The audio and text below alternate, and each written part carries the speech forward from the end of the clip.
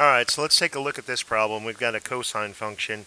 I have pasted the 5 primary points of your basic cosine there for your reference. The period is 2 pi divided by the coefficient in front of x.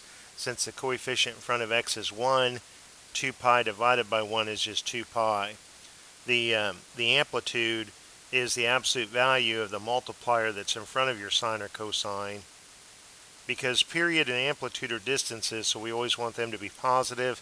The center line, what you're adding or subtracting, normally the center line for the basic cosine curve is y equals 0, but we've pushed this down 6 units, so our center line is at -6.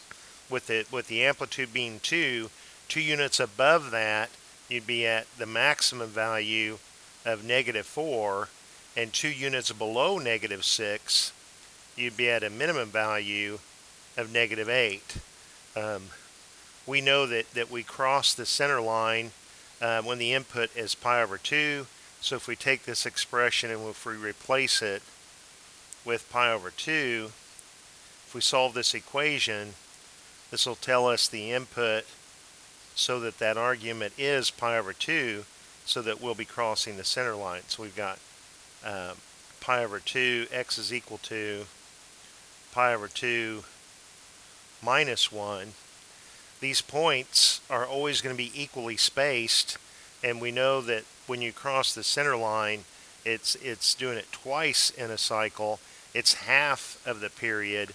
So to get to the next point at which it intersects its center line, we add half of the period. Or if you're going the other direction, you would subtract half of the period.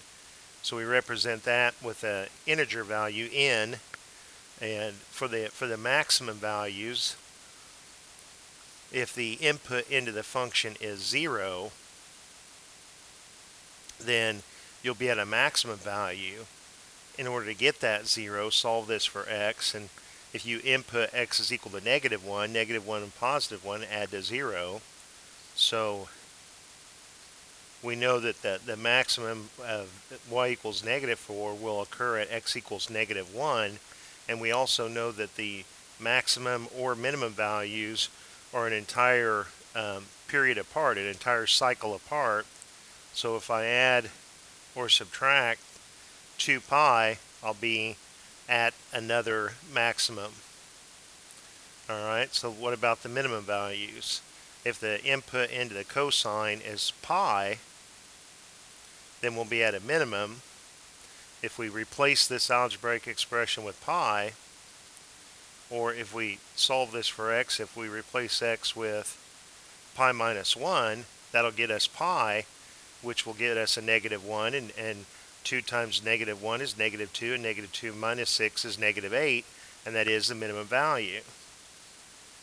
We know that, like I say, these min and maxes are a cycle apart, and since the length of the cycle is the period 2 pi, we'll